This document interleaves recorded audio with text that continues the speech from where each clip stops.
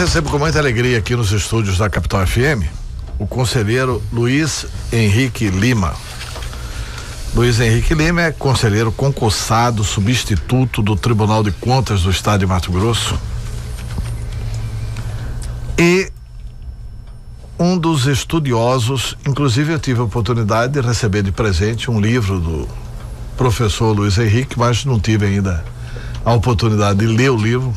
Tá lá aberto, já li a introdução, falta ler o capítulo primeiro, que é o capítulo até que ele escreve sobre regime próprio de previdência social.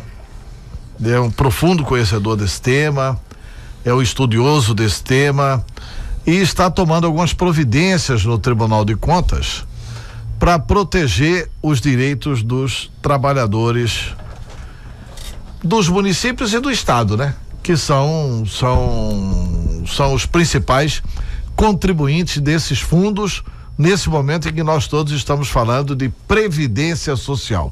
Luiz Henrique, bom dia.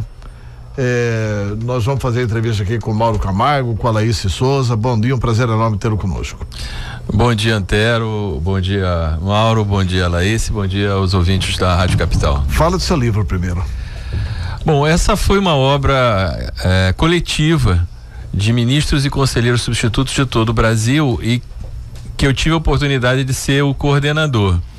E o tema da obra são os regimes próprios de previdência pública, os chamados RPPS, que são aqueles fundos previdenciários dos estados, dos municípios e da União, que serão os responsáveis pelas aposentadorias e pensões dos servidores públicos. O tema da previdência hoje é uma das grandes questões da administração pública brasileira. E isso interessa não apenas aos servidores, mas a toda a comunidade. Nós vemos, por exemplo, hoje o caso do Rio de Janeiro, ou o caso do Espírito Santo, os fundos previdenciários que quebraram de estado e municípios, a conta está sendo paga por toda a sociedade.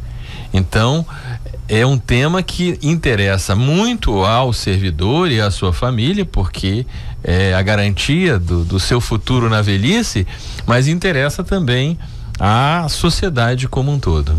Que é quem, no final das contas, paga a conta, né? Se não houver o devido cuidado, a devida prudência na administração desses recursos, sim, acaba esta conta indo para o conjunto da sociedade. Tá, Mato Grosso tem 141 municípios. Quantos fundos nós temos? Nós temos 105 fundos em Mato Grosso. Ou seja, tem município que não tem. Tem município que não tem. Nesses municípios, os servidores estão ligados ao regime geral da Previdência Social, ou seja, o INSS. Tá, e é vantagem ter o fundo próprio? Sim, é vantagem porque a gestão é feita no próprio município. Então, os municípios de Mato Grosso, a maioria deles é muito recente, são municípios jovens. Então, eles têm uma boa quantidade de contribuintes e uma pequena quantidade de beneficiários. Esse é o melhor momento da vida do fundo, porque eles têm receita significativa, mas tem pouca despesa. Então, este é o momento em que há que se tomar muito cuidado. Esses recursos, eles têm que ser aplicados com bastante segurança, com bastante prudência. Por quê? Porque num determinado momento essa equação vai se inverter. Ou seja, nós vamos ter um número crescente de aposentados e um número relativamente menor de contribuintes. E os recursos do fundo, que terão sido aplicados de diversas formas, que irão suportar o pagamento das aposentadorias e pensões. Cara, conselheiro, é recorrente a informação de que prefeituras costumam atrasar, costumam não repassar no período correto, às vezes até de uma gestão para outra, se formam rombos aí nas previdências municipais. Que tipo de situação que tipo de providência deve ser tomada para evitar que isso aconteça? Olha, isso... E o Tribunal de Contas tem como agir nisso? Complementando a pergunta do Sim. Essa, inclusive, é o relato que eu faço no meu capítulo do livro.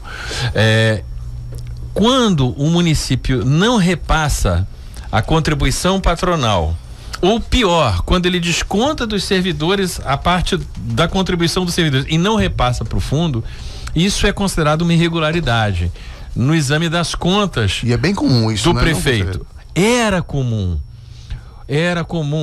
até o ano de 2011. No ano de 2011 aconteceu uma grande discussão no tribunal. Houve uma votação que foi assim, a votação que marcou o ponto de virada. Foi no município de Juara. Nessa votação que foi empatada, e o presidente, na época, Walter Albano, desempatou, o tribunal firmou o posicionamento seguinte: o município que atrasar, ou melhor, que não repassar a contribuição, ele vai ter as suas contas julgadas irregulares. E nesse momento foi exatamente o momento da lei da ficha limpa, em que aqueles que tinham as contas julgadas irregulares não podiam se tornariam ficha suja. Então, a partir daí, houve várias decisões do Tribunal de Contas condenando as prefeituras que não repassavam as contribuições. Com isso, o que aconteceu? Os municípios passaram a não mais atrasar. Então, o número de irregularidades, que era superior a 20 municípios todos os anos, caiu drasticamente. Hoje está em torno de 5, 6 municípios em que essa irregularidade é constatada. Então, a mudança no entendimento do tribunal teve uma contribuição no sentido de compelir os prefeitos a tomarem mais atenção a esse problema. E a situação desses fundos, qual que é a realidade em Mato Grosso? Olha, é preocupante? Quais as cidades que mais preocupam o tribunal? Olha, do ponto de vista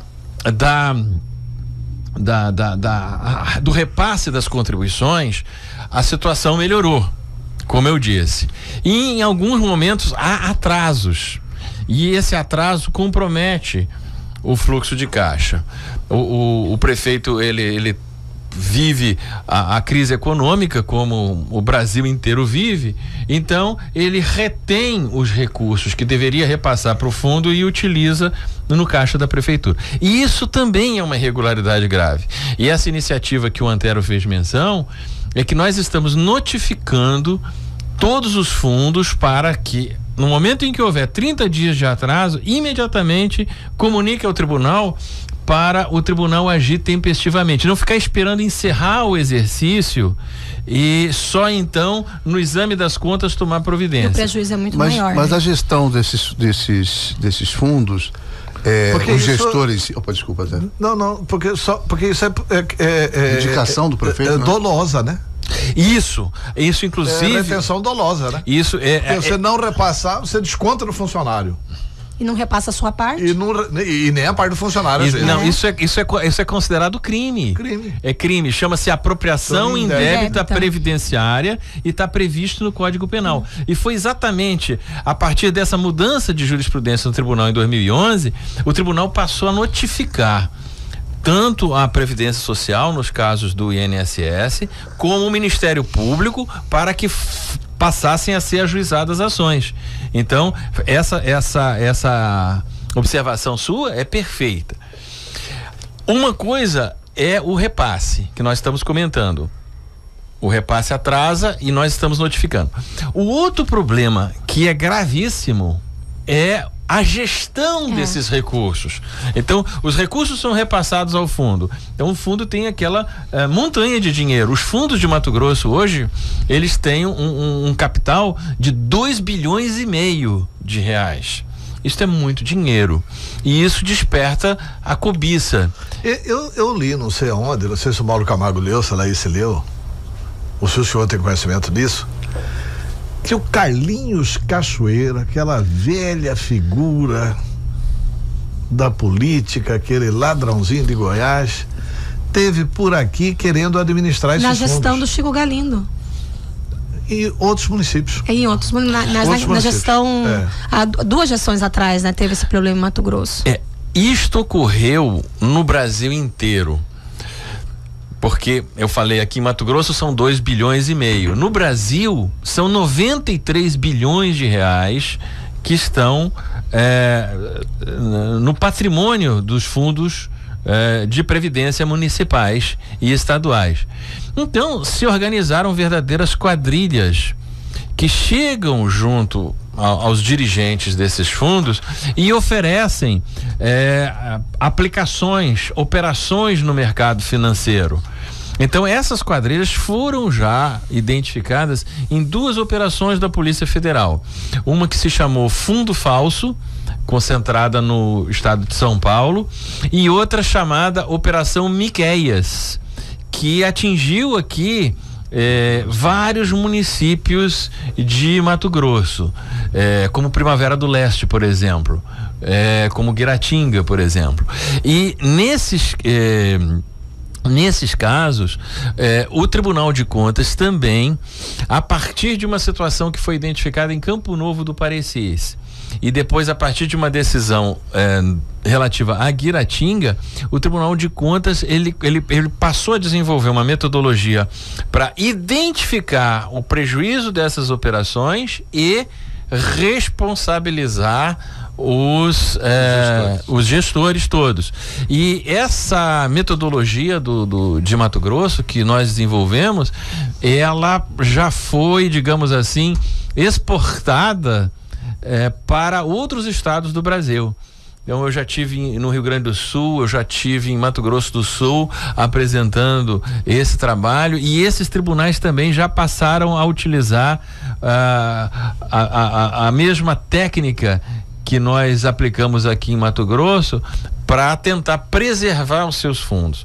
Qual é o nosso trabalho? Nosso trabalho é principalmente preventivo. Nós queremos evitar que o prejuízo aconteça. Claro, quando ele acontece, temos que identificar e aplicar as penalidades. Mas o fundamental é prevenir. Então, os gestores do fundos têm que ser pessoas qualificadas, tem que haver um conselho. Qual que é a participação de acompanhamento do servidor nisso? Porque o fundo gera o dinheiro do servidor. Ele vai gerir o dinheiro do servidor para tratar da vida do servidor quando o servidor já estiver lá na idade da aposentadoria. Qual que é a influência do servidor no comando desses fundos? Quem indica o gestor que vai fazer? É o prefeito? É o próprio servidor? O fundo, ele tem um conselho gestor, ele é instituído por lei, e a lei normalmente prevê o conselho gestor. Nesse conselho gestor, os servidores, eles têm participação em regra paritária. Servidores ativos, servidores inativos, com representantes indicados pelo governo. No caso dos municípios, tanto pelo executivo quanto pelo poder legislativo. A direção executiva do fundo, normalmente, ela é indicada pelo prefeito, pelo poder executivo municipal. Agora, o fundo, ele tem um conselho gestor que define a política e fiscaliza, mas ele tem que ter um comitê de investimentos. E esse comitê de investimentos é que precisa ser formado por pessoas qualificadas. E como que fica isso no estado como Mato Grosso, que você tem uma dimensão continental, cidades muito pequenas, cidades que mal têm um contador ou um advogado para gerir um fundo de aposentadoria, como o Antero disse anteriormente, que vai cuidar da vida da pessoa pós-serviço público? Em muitos municípios de menor porte, esse trabalho de gestão é terceirizado mediante um convênio com a Associação Mato Grossense de Municípios. Então, a Associação Mato Grossense de Municípios, ela tem um programa que chama-se AMM Prev e que oferece esse serviço para os municípios de menor porte. E o Tribunal de Contas orienta os municípios com relação a isso? Sim, porque na fiscalização dos fundos previdenciários, nós vamos examinar essas aplicações. Essas aplicações, elas têm que seguir normas que estão previstas em portarias do Banco Central, do Conselho Monetário Nacional, ou seja, não pode ser aplicado em especulação, aqueles fundos de hedge, aquelas operações de maior risco, tem que ser aplicados em renda fixa, em determinada percentagem, em bancos de primeira linha que tenham aquela nota de classificação de risco alta, quer dizer, a nota alta porque o risco é baixo, de maneira a que haja segurança e rentabilidade para esse patrimônio, que é um patrimônio dos trabalhadores. Conselheiro, dá pra gente dizer como que tá a realidade dos fundos, já que tem muito servidor público ouvindo a gente agora, dos fundos de Cuiabá e Várzea Grande? Olha, houve uma melhora de 10 anos para cá, em geral, nos fundos de Mato Grosso. Houve uma melhora porque as próprias exigências que o Tribunal de Contas começou a fazer no sentido de cobrar das prefeituras os repasses, cobrar dos fundos a prudência e a segurança nas aplicações, cobrar a qualificação dos gestores. Tudo isso é um processo que vai conduzindo à melhoria. No caso de Cuiabá e Várzea Grande, que são municípios mais antigos, que tem, portanto, uma proporção maior de servidores aposentados e inativos, e que durante muitos anos de sua história não houve a preocupação em fazer a segregação dos valores do fundo para formar o patrimônio, a situação não é confortável. E por isso mesmo, no ano passado eu fui o relator das contas do Cuiabá Prev. Mas melhorou nos últimos anos, né?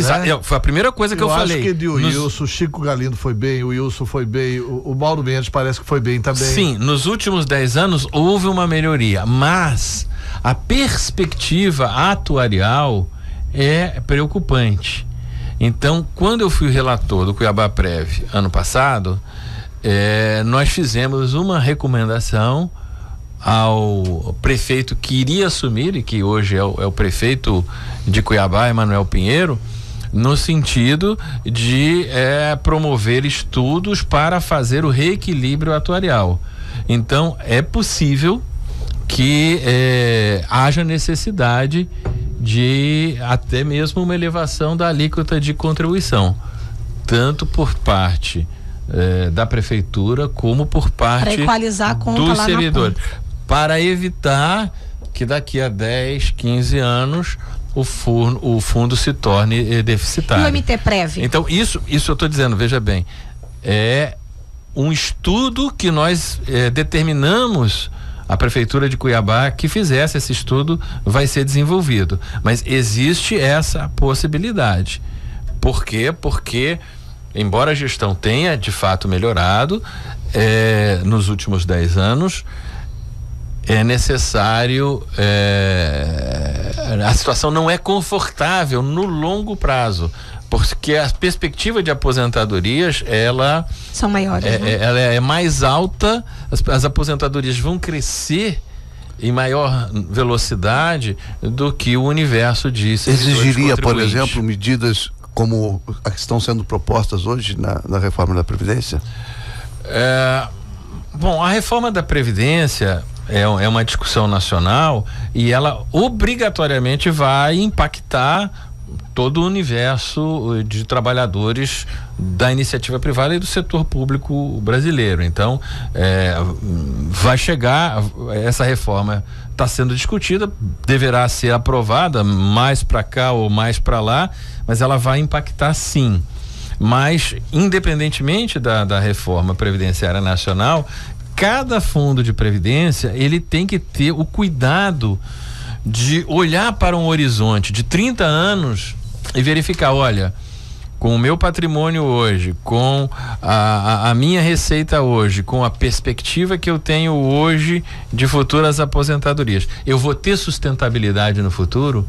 É preciso que cada um faça as suas contas e faça o seu dever de casa. Tá. Para encerrar, eu queria fazer duas perguntas. Uma que ela você fez e parou no meio, do MTPrev. Uma. Sim. E duas, o seguinte: se o senhor for convidado pelos sindicatos de Cuiabá e Vargas Grande, o senhor vai lá dar palestra, explicar como é que tá, né? Claro. Sindicato dos servidores públicos, né? Tô arrumando serviço aí pro senhor. Tô arrumando dificuldade aí pro senhor. Não, é verdade, porque o servidor precisa dessa informação. Não apenas quem está lá na gestão do fundo, porque é a vida dele que está em jogo, né? Sim, o papel do tribunal é não apenas de ficar numa sede esperando vir um processo e analisando e tomando decisões. O papel do tribunal, na minha visão, é contribuir para o aprimoramento da gestão pública, é ser um órgão que vai orientar o gestor, mas que também vai informar a sociedade.